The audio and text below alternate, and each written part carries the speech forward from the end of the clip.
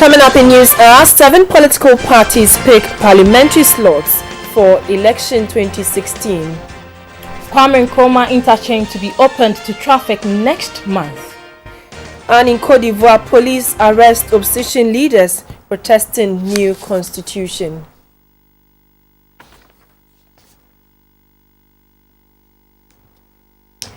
Hello, good evening. Welcome to News Hour, live on GBC24 and GTV. My name is Shirley Annan. And I'm Mavis Ofe Echampong. Now straight to our first story.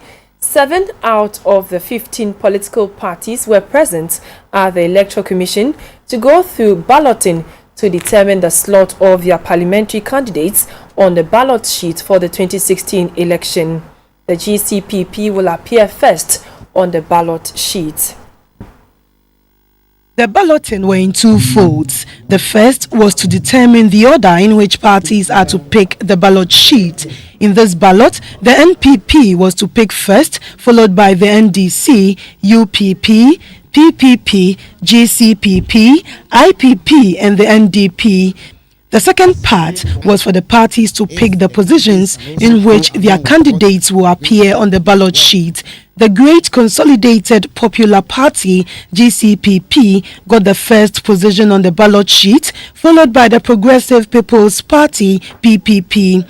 The NDC picked third, with the United People's Party picking the 4th position. The New Patriotic Party, NPP, picked the 5th position, followed by NDP and the IIPP. The Electoral Commission says the political parties that failed to be present will be placed on the ballot sheet according to the order by which they submitted their presidential nominations forms. We've not started printing the ballots yet. So when we finish this activity now, I think the printing of the ballot for the parliamentary, at least the printers will set their ball rolling and start doing it. You know, the parliamentary has about 275 plates that they have to work on. As you know, when we finish with the action today, not only the ballot, the notices of poll, which is in close resemblance of the ballot, then the important document on election, that is the declaration of result. Now the Supreme Court has added another dimension that gives copies of the collation sheet. All these things will indicate, you know, of the various candidates, their agents and that. According to the EC, balloting for the independent candidates in the parliamentary elections will be done at the various district offices. Beatrice Senaju, GBC24, Accra. An Accra High Court, presided over by Mr. Justice Eric J. Baffour, has adjourned hearing to Tuesday, 25th October 2016, in a suit seeking judicial review of the disqualification of the PPP's presidential candidate from the December polls. Lawyers for both parties have also been ordered to file their statement of case by Monday, October 24th, 2016. Dr. Papakwesi Ndum and 11 others were disqualified from the presidential race by the Electoral Commission. Dr. Ndum thus sued the EC at the High Court, seeking an order of prohibition to restrain the EC from proceeding with balloting for position of presidential candidates for the December 7 elections. It also sought for a further order directed against the first respondent in her capacity as returning officer for presidential elections to grant the applicant the opportunity to amend and alter the one anomaly found in his nomination papers, as well as accept his nomination papers as amended or altered to enable him contest as a presidential candidate for the 7 December elections. At the Accra High Court on Thursday, Justice Eric J. Baffour said it will at all times be guided by the timeline in view of the upcoming December polls. As a result, the court ordered that the filing be done by Monday, October 24th, and the parties will return to court the following day to make viva voce or oral submissions, after which a date will be set for the judgment of the court. Lawyer for Dr. Ndum, Mr. Ayukwe Otu, objected to some paragraphs in the affidavit filed by the EC with Thadio Sori as counsel. Paragraph 23 to 26 and 31 in contention is about the meeting between the EC and the PPP after their disqualification. The court therefore granted leave to file a supplementary affidavit in respect of those paragraphs. Counsel for Dr. Indum, Mr. Ayukwe Otu, prayed the court to file the supplementary affidavit through email as his client is out of town. This generated debate in court, but his request was later granted. We are assuring the whole of the country that all our supporters should remain calm as they are calm here. The court is going to give us justice, and we are going to make sure that if it is the will of God, Dr. Indum's face will be on the ballot. Meanwhile, a number of sympathizers from the Accra High Court in support of their flag bearer who has been disqualified to contest. They chanted party songs asking for justice to prevail. For GBC24, Shelley Baywell reporting. The presidential candidate of the NPP, Nana Akufo-Addo, is in the Ashanti region canvassing for votes in that part of the country. Known for its strong support of the NPP, this phase of the campaign is considered very strategic as the party seeks to neutralize any possible impact that some independent parliamentary candidates in the party's stronghold could have on its fortunes. The team's first port of call on day one of the campaign was Ebura-Sokwa-Amoase, where a crowd of party fanatics had gathered to receive the NPP's presidential candidate. Some members of the campaign took turns to address the people. The minority leader in parliament, Mr. Oseiche Mensah Bonsu, disclosed that government has just brought to parliament for ratification a $24 million agreement to support sugarcane production to feed the Commander Sugar Factory. This, he noted, exonerates the minority's earlier position that the factory was not to create employment. He admitted that even though President Mahama has made gains during the almost 4-year term, the cost of development projects have been inflated.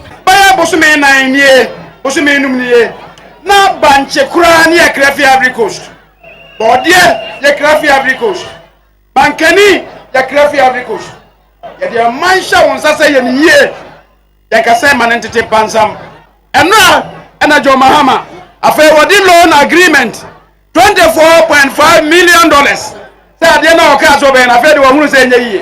And the man says he cannot. The Franco Dia to Mahama. Who can afford one tie? And the Star Factory, no, it's you walk and Yajuma.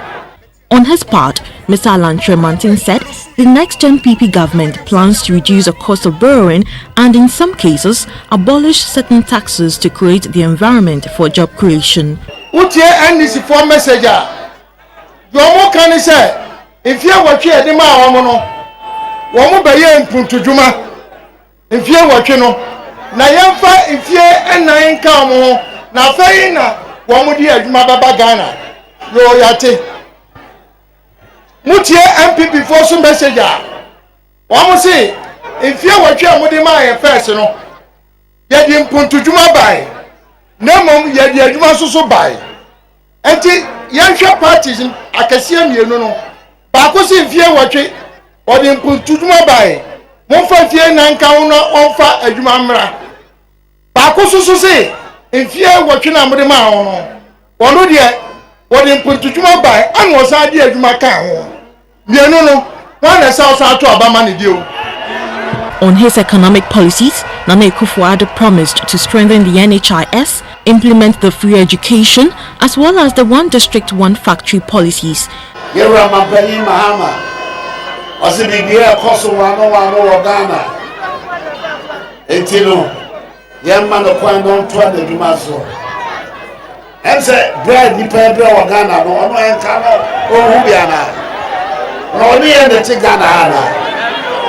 time ya president kasa na me nyina be say bia ya ha e no me yete because on yete Ghana ha ke say my pressure na do do e bi ba nsa afi e yo soro na fe de me sramo ya fa ye kokko montino enye adwuma e ma hoto emre yo. The campaign trail made stops at Tredie, where Nana Akufo-Addo met with a number of traditional leaders from across the district. He later addressed an enthusiastic crowd. He addressed another rally at Drede, also in the Echima Kwaoma constituency. In the Asawasi constituency, Nana Akufo-Addo's convoy had some movement difficulty at Abuabo as he was mobbed by a crowd of enthusiastic members and sympathizers of the NPP. At the Abuabo MA Basic School Park, the National Women's Organizer of the NPP, Madame Otuko Afisa Jaba, and Mr. Alan Tremantin took turns to address the crowd. Nana Akufo-Addo also promised to create Zungu Communities Development Fund and implement every policy he has already announced. Reviving the National Health Insurance Scheme, Queen's Senior High School, one district, one factory. Every constituency getting $1 million to deal with issues of infrastructure. The Zongo Development Fund.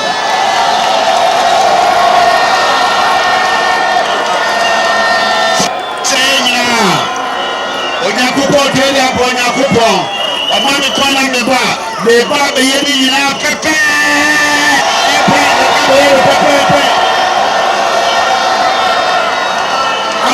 No for so. I need to be a chagana for the agony. Mahama, Mahama.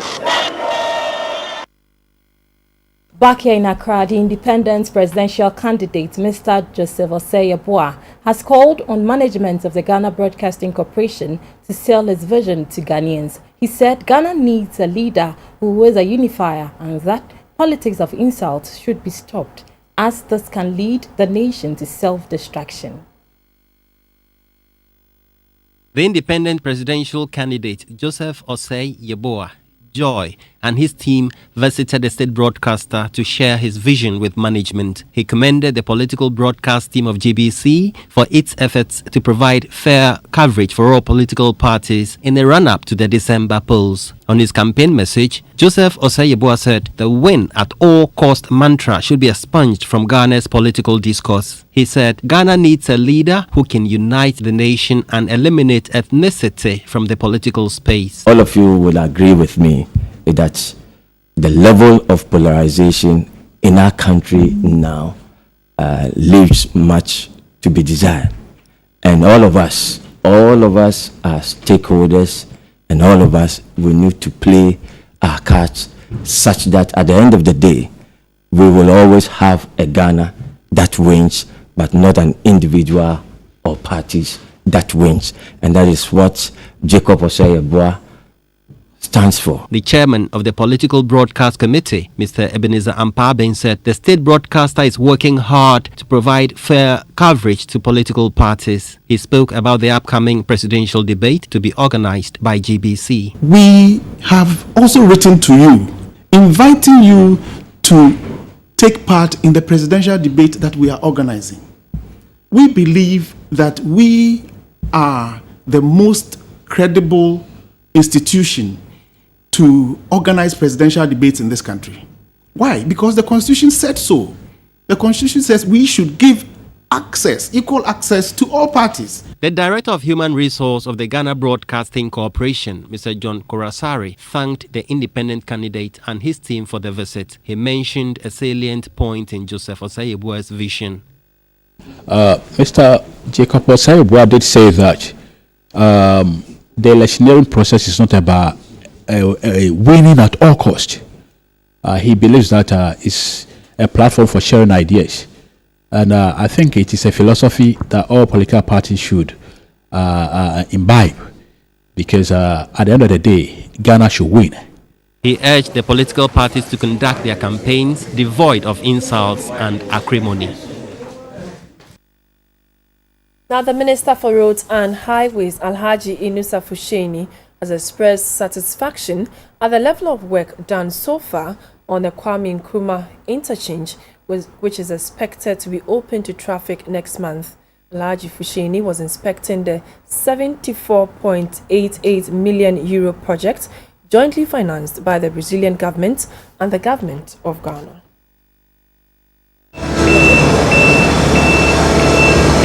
Major works on the Kwame Nkrumah interchange, which involves detailed engineering, construction and a 3-tier interchange have been completed. According to the engineer in charge, auxiliary works such as drainage, terminals and pedestrian walkways are near completion. The project, which began in October 2013, is expected to ease human and vehicular traffic around the Kwame Nkrumah Circle and its environs.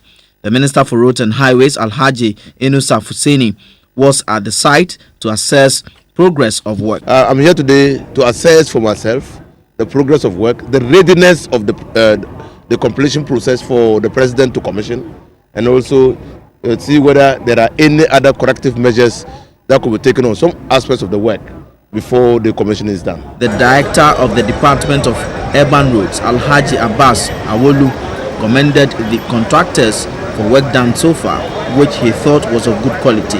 We are almost close to 100% completion, and that means that the project can be used. We can, the client will come in to inspect it. In this case, the Honorable Minister has come to do that and see whether the original design concepts are being met. Once that is done, we've done all the other technical, the loading tests to be sure that the bridges are sound and so on. All those things have been done, and all those tests, the bridges have passed those tests. Once that has been done, what is left is the official ceremony so that commuters can start using the bridges. Ancillary facilities including a police station, fire service depot and a water fountain have been constructed. New offices have also been provided for the New Plan and Odona GPRTU. Reading, writing and speaking are indispensable when it comes to education. There are some who, even after enrolling in school, find it difficult to write and read. A program dubbed Read It, Write It and Say It has been launched at the Dadekotopon Community Schools. The aim is to encourage pupils to read better, communicate better and write better. Reading and writing are an important part of life, whether at the workplace or school, as a hobby or in personal communication. This is why everybody desires to see their children read and write well to improve their communication skills and creative thinking. But there are reports that the art of reading and writing among school children in Ghana is not encouraging. High among the contributory factors are poor reading habits, as well as lack of teaching materials and methods that will help in sustaining the interest of children. And in order to contribute to developing better methods of learning, reading and writing in early years, Stratcom Africa, a communication company, has rolled out a program for children within the Dadekotopon area in Accra. It is when you read that you broaden your mind. It is when you read that you gain knowledge. And when you gain knowledge, you analyze the knowledge against your needs, your reality. And then you make choices. The Read It, Write It and Say It program will engage children in a number of activities including reading, pronunciation exercises, study tours, essay writing and spelling bee among others. It will encourage friendly teaching approaches like the use of drama, music, dance, tours and storytelling to help children develop interest in reading. Read, but this program has taught me to read more. This project work will help me to know better things in future. I have learned that I should not only read to pass my exams, I should read all at times and I should really become intelligent and read for my future. 2 schools with a population of 400 in the Dadekotopon area will benefit from the program. The schools are the Association Community School and the La Yahushua, and to make the program more participatory, parents, teachers and opinion leaders in the community will be involved in promoting the habit of reading and writing among the children. The Read It, Write It and Say It program has been in existence for the past 6 years, and some of the beneficiary schools are the Kanda Cluster of Schools, New Life Orphanage in Nungwa, and the Commander Cluster of Schools in the Central Region. An international conference of the Missiological Society of Ghana is underway at the Trinity Theological Seminary in Accra. The conference aims at unfolding the exploits of Ghanaian Catholics evangelists and lay people who blaze the trail to spread the gospel in Africa. The wife of the Vice President, Mrs. Matilda Emisa Arthur, said the church's mandate to carry out the Great Commission to all people at all places was long overdue. The Missiological Society of Ghana was inaugurated in Accra just last year. It gave itself the task of facilitating research and international conferences and publishing Christian literature to disseminate information on mission works. The Society's maiden international conference aims at drawing attention to the lost modern history of the Church in Sub-Saharan Africa from the 19th century and to encourage students of missiology to pay more attention to this aspect of history, explore and discuss the sources of such histories. The Vice President of the Trinity Theological Seminary, Reverend Professor K. Asamoah Jedu, told participants that their rethinking of the Great Commission should not end just as another intellectual ceremony. This conference will awaken new thoughts and perspectives and move us into new realms of research, dialogue, and writing that are specific to our African and Ghanaian context, but also in tune with global and progressive discourse. The wife of the Vice President, Mrs. Matilda Emisa Arthur, said the mark of the Church is the dedication of Christians in the fulfilling of the Great Commission. The real mark of a health of a church is not the size of the budget, the size of the staff, the beauty of the choir, the glory of the music, the wonder of the architecture, or any of the worldly measures we like to use. The real mark of the church, in Jesus' eyes, is a church that is 100% dedicated to fulfilling the Great Commission. The Great Commission, therefore, is an exercise in spiritual multiplication. During the two-day conference, there would be presentations of about 14 papers on research in areas including local histories of the churches and issues of exploiting the African dimension in the Great Commission. Theodora Medeto, GBC24, Accra. There's more news after this break. Do stay.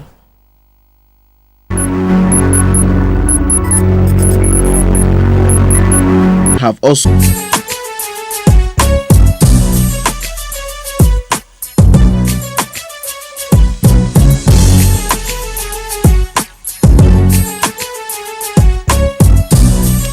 Hello again, my name is Morris Ogbete. In business tonight, Parliament has approved a sum of 10.9 billion Ghana cedis to help finance critical government expenditure in the first quarter of 2017. The amount covers compensation, capital expenditure, interest payment, amortization, among others.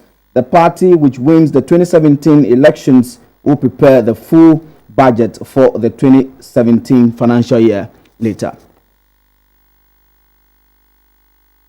Mr. Speaker, in looking at the figures, goods and services is to be allocated 164, whilst compensation of employees is supposed to be 3.8 or 3.9 billion. Mr. Speaker, the employees will need the goods and services to function. If you have a goods and services figure that is so low, I wonder what tools the employees are going to use to effectively do their work within the period for which we are considering this expenditure approval. Mr. Speaker, besides that, the total expenditure is estimated to be 10.9 billion, whereas projected revenue for the same period is projected to be 8.9 billion. Mr. Speaker, this leaves a gap of around 2 billion, which is supposed to be financed by loans, which are going to be contracted either domestically or from foreign sources. Mr. Speaker, this adds up to the issues which have been raised by my colleagues on my side earlier on, that even with this, we are committing ourselves to a further borrowing of about 2 billion within the period.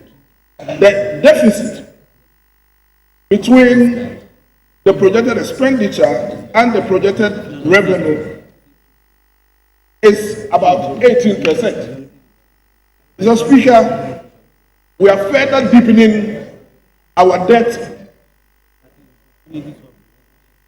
situation, which will call for further payment of interest. So, Mr. Speaker, as a nation, what is it that we are doing to take ourselves off this huge debt burden that we have placed on ourselves? Mr. Speaker, let me also point out that in this very house, there were dire projections that by this year, our debt ratio would have hit 99% of GDP. Mr. Speaker, today we are talking about a declining debt ratio against the background of sluggish growth. Mr. Speaker, what this points to is that from next year, when we have a 10 field and we have a sub-cover field, for which again this government went for the partial risk guarantee that was opposed, we will return to growth and the debt to GDP ratio will definitely go down as it is going down today. At present. As my deputy explained. Mr. Speaker, let me just make, Mr. Speaker, if I may just make just 2 more points. Your ability to pay down debt, is determined by the primary balance. Mr. Speaker, even when we had HIPIC and we had additional resources, to boot, Mr. Speaker, our primary balance was in deficit. And it has taken us these initiatives that we are implementing to bring the primary balance close to balance. Mr. Speaker, that is your ability, to pay debt.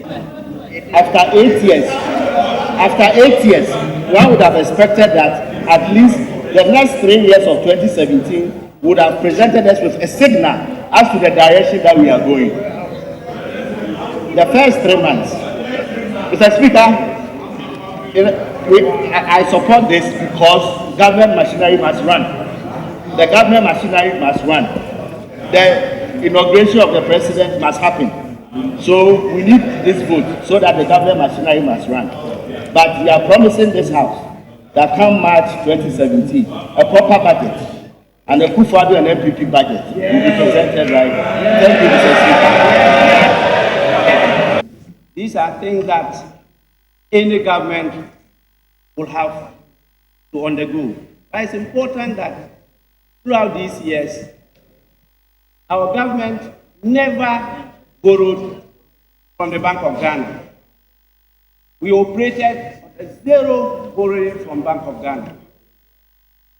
Mr. Speaker, it's also instructive that we did not sell national assets to pay salaries or balance our budget.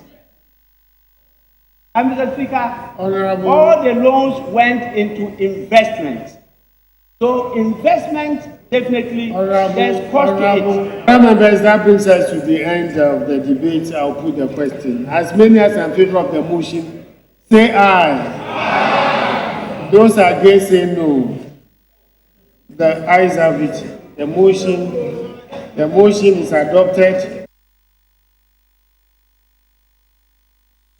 Business live on GBC24. We do some international business. Now, world wine output is expected to hit a 4-year low in the 2016 after bad weather hit production in France and South America, industry forecasts say. Now, Trade Group, an international organization of vine and wine, has estimated output would reach 259.5 hectoliters this year, a fall of 5% compared with 2015. This would be among the 3 poorest year for output since 2000. However, it said it was unlikely this would affect prices in the shops. In Europe, the OIV said Italy was again set to be the world's leading producer, even though output is expected to fall 2% this year to 48.8 hectoliters. But in France, the number 2 producer, it said production was likely to fall 12% after vineyards endured frost and hailstorms in the spring.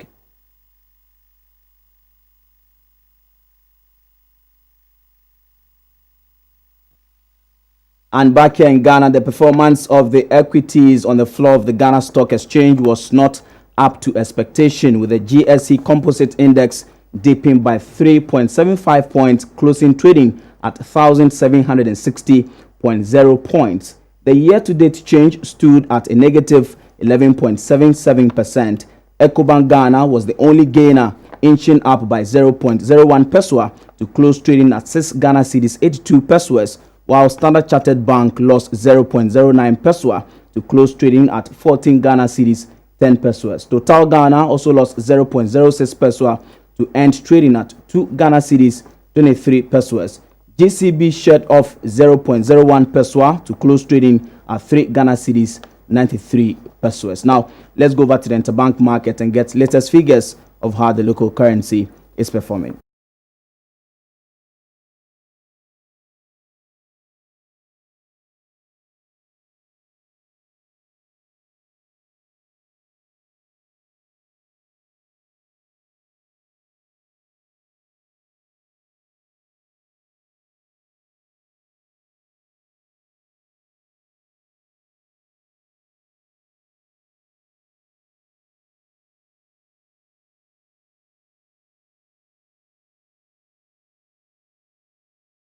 We also bring you latest prices of major commodities on the international market.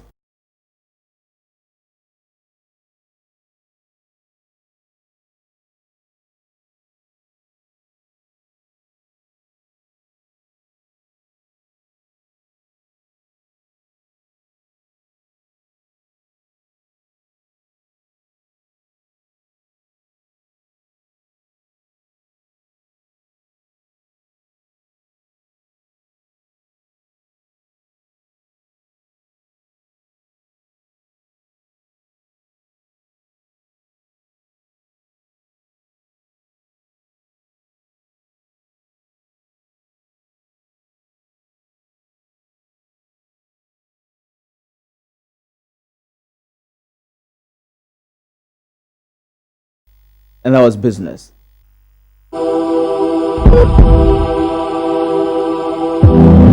Now to some health news.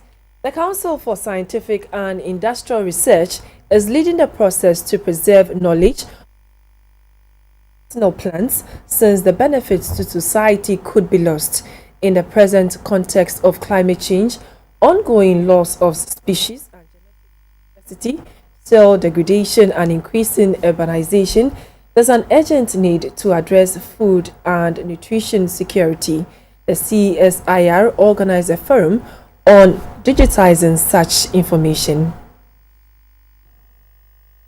Scientific and industrial research is mandated to advise government on scientific and technological advances that are likely to be of importance to national development. It also encourages scientific research for management, utilization, and conservation of the country's natural resources for development in areas such as agriculture, health, medicine, and the environment. A recent project undertaken by the Institute in the forest zones in 9 communities in the Ashanti region indicates that indigenous knowledge on some edible medicinal plants and foods were unavailable, even though its values are essential to humans. At a forum organized by the CSIR, experts were of the view that the nation risks losing data on medicinal plants and foods if steps are not taken to digitize the information. The public was educated on some medicinal plants and foods that thrive in the country but are rarely on the markets due to low patronage. The Deputy Director General of CSIR, Dr. Godfrey Frimpong, appealed to government to make indigenous knowledge attractive. Government should seek the prior consent of local communities, and they must mutually negotiate. So they should be seen to negotiate the terms and conditions of indigenous knowledge. We want to ensure that indigenous knowledge is patented. According to the CSIR, crops such as miracle fruit, hwentia, femwisa are among fruits that can enhance the livelihood of users. Well, for example, if you take Asan, which is called the miracle berry, Asan is good for diabetic patients and it is good for trauma patients. And therefore, Asan, for example, is something that we as Ghanaians should build upon. Then you take other things like Formusa. A Formusa, if you go into the literature, you realize that a Formusa forms a component of Viagra. Do we know that? Maybe it's something we should begin to explore, dedicate money to do the research and see how best we can get income from some of these resources in our forests. Japanese government is to construct a center that will help researchers at the Noguchi Memorial Institute at Legon, Accra, conduct studies into infectious diseases like dengue fever and diarrheal diseases. The center, which will cost $20 million, will develop new tools for the diagnosis and treatment of other infectious diseases. Antimicrobial resistance happens when medicines to battle microorganisms like bacteria, fungi, viruses, and parasites become ineffective and infections persist in the body, increasing the risk of infection to others. This has dire consequences on the socio-economic well-being of the citizens. The construction of the Advanced Center for Research into Infectious Diseases will provide innovative outputs such as new drugs, new diagnostic and vaccines on infectious diseases like dengue fever and diarrhea diseases. It will also provide a risk map which will identify areas prone to the contraction of these infectious diseases. The Japanese ambassador to Ghana, Kairo Hoshimura, said that the partnership is to bolster the relationship between the two countries. The Noguchi Memorial Institute for Medical Research will be the symbol of good relation, friendly relation between Japan and Ghana. In lasting manner. The Vice Chancellor of the University of Ghana, Professor Ebenezer Odrowusu, assured the Japan government that researchers will make use of the facility to provide solutions to the health challenges facing the country. This center will foster more efficient detection and surveillance of pathogens with a BSL-3 molecular biology lab with state-of-the-art equipment and to meet WHO standards. It's expected that this will serve as a good foundation for effective medical research and education, with a lot of prospects for future generations of researchers, thus helping to control infectious diseases that threaten the life of humankind. The $20 million Advanced Center to Research into Infectious Diseases will be completed in August 2018.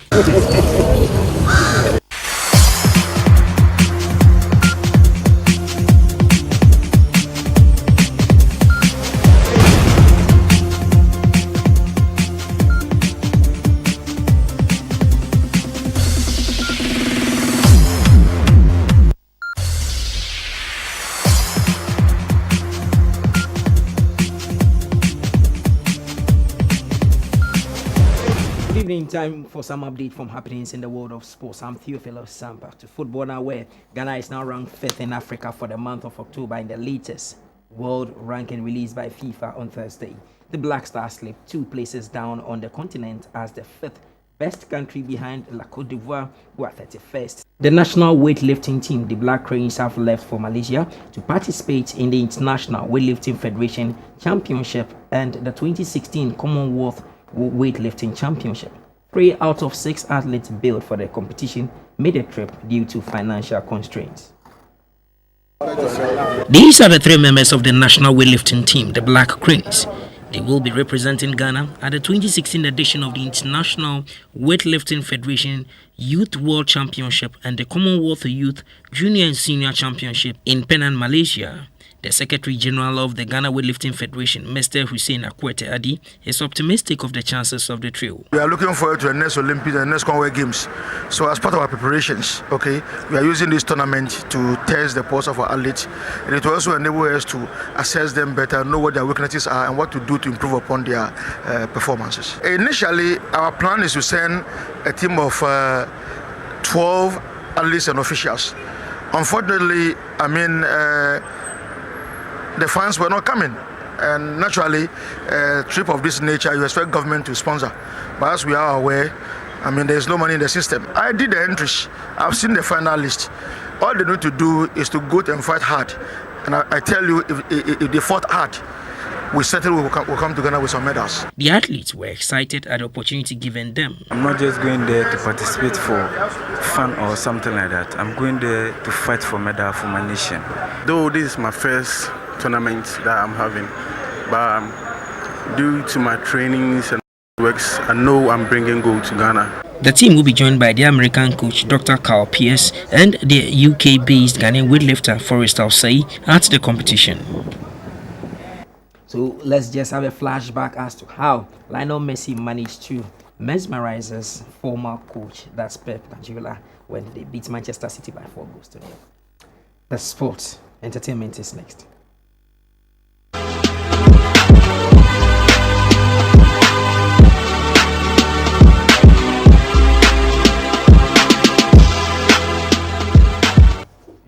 Art is diverse range of human activities in creating visual, auditory, or performing artifacts expressing the author's imaginative or technical skills. It is intended to be appreciated for their beauty or emotional power. For some artists, it is just a talent or a hobby. However, many talented artists go to the extreme with their imaginative prowess. In our arts and entertainment segment today, we take a look at some artwork in the most unfamiliar places. That's it for News Hour. Thank you for watching. News Tonight is at 10:30.